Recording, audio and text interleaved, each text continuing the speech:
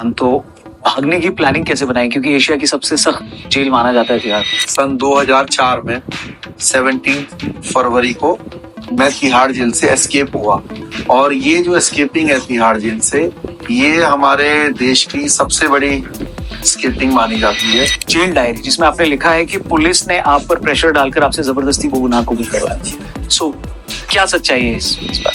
तो थाने के अंदर तो शायद वो मुझसे बोलते कि महात्मा गांधी जी को भी तुमने मारा, तो वो भी मुझे शायद मानना पड़ता। ये मेरा चैलेंज है, पूरे देश को चैलेंज है कि कोई ये साबित कर दे कि फूलन ने जो बेमई कांड है उसमें सिर्फ ठाकुरों को मारा है, तो मैं 1 करोड़ रुपए का इनाम।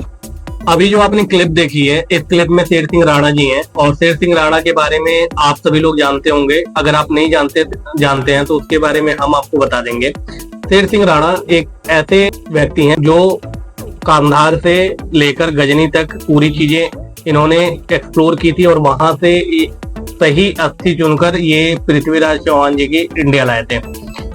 इसके साथ कुछ लोग इनको विलन मानते हैं, तो कुछ लोग इनको हीरो मानते हैं। हीरो इसलिए कि ये पृथ्वीराज चौहान जी की अस्थि लेकर आए थे, और विलन इसलिए कि इन्होंने फूलन देवी का हत्या किया था, ऐसा आरोप इनके ऊपर लगाया।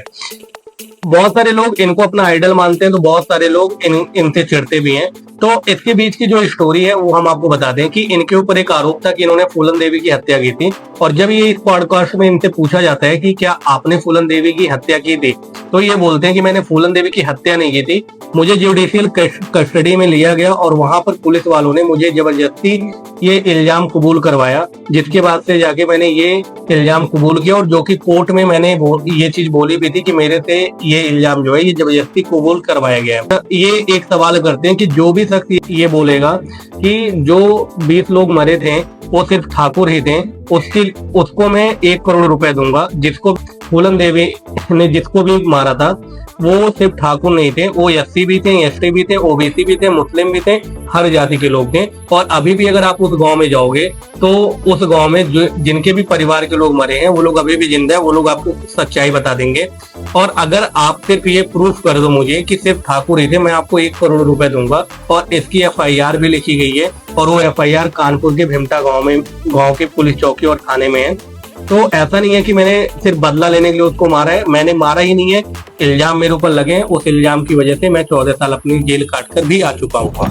तो वो तालिबानी टेररिस्ट थे, वो कहने लगे, हंसने लगे वो मेरी बात सुन के, कहने लगे कि ये आपकी सरकार जो है ना, भारत सरकार कभी नहीं ला सकती, आप तो आलू खाने वाले लोग हो। सिर्फ मनगढ़ंत है, इसमें कोई फैक्ट नहीं है, और जो बातें आप बता रहे हैं वो कहीं डॉक्यूमेंटेड है, वो क्या साबित हो चुकी है कि ऐसा ही था? नकली गाड़ी, नकली पुलिस, हाँ, नकली गाड़ी। और ये मैसेज कैसे पहुंचाया उन तक? इंडिया के जितने भी टेररिस्ट हैं, मैं करीब सभी के साथ रहा हूँ। अभी बात होती है उनमें से किसी? नेशनल न्यूज चैनल था, उसने मुझे तब ऑफर दी कि हम आपको 25 लाख रुपीस देंगे। इसके बाद इनके ऊपर एक चीज और इनसे पूछा जाता है कि आप जो भी अफगानिस्तान से आप पृथ्वीराज चौहान की अस्थियां लाए थे, तो कैसे कोई मान ले कि आप ये जो अस्थि लाए थे ये सच में लाए थे? तो इन्होंने बोला कि मैंने पूरी की पूरी रिकॉर्डिंग की हुई है, और इस रिकॉर्डिंग को लेने के लिए एक मीडिया चैनल ने मुझे 32 लाख रुपए का ऑफर भी किया था कि आपके पास जो रिकॉर्डिंग है ये आप हमें दे दो, इसके लिए हम आपको 32 लाख रुपए देंगे। लेकिन मैं वो रिकॉर्डिंग नहीं दी थी, और इस रिकॉर्डिंग को मैंने पब्लिश भी किया था। और फिर जो उनकी अस्थियां मैं लेकर आया था, जो वहां से मिट्टी लेकर आया था कब्र खोद के, उसको मैंने हरिद्वार में विसर्जित भी किया था, और फिर इसके लिए एक मैंने मंदिर भी बनवाया था, और वो अभी भी मैनपुरी में है। हम उसकी यात्रा शोभा भी निकालते हैं उनके जन्मदिन पे।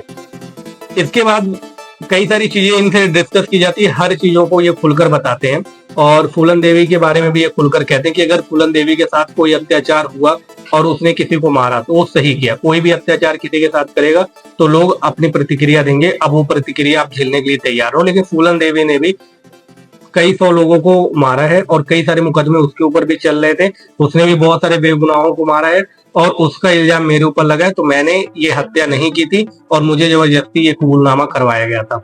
देखो यार, एक चीज मैं इस पूरी स्टोरी में बता दूं कि मीडिया ना आज के टाइम पे किसी को भी विलन और किसी को भी हीरो बना सकती है, क्योंकि यहाँ पे कोर्ट का निर्णय बाद में आता है। पहले मीडिया ही आपके पूरे के पूरे नेतृत्व को, पूरे के पूरे आपके व्यक्तिगत पहचान को खराब कर देती है, और उसके बाद से अगर कोर्ट आपके पक्ष में फैसला दे भी दे तो भी आप क्या करोगे? मीडिया को जो दिखाना था वो तो लोग देख चुके हैं, लोगों के अंदर इमेज तो मीडिया ने बना दी है। अब आप कोर्ट की चीजें लेकर दौड़ते रहो, कोई भी आपको ऐसा नहीं है कि आपको बिना अपराधी की नजर से देखेगा, आपको अपराधी की नजर से ही देखा जाएगा।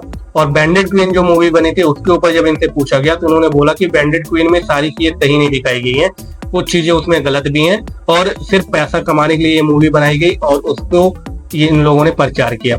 मिलते हैं किसी नेक्स्ट वीडियो में, तब तक के लिए thank you so much. Channel को सब्सक्राइब कर लेना।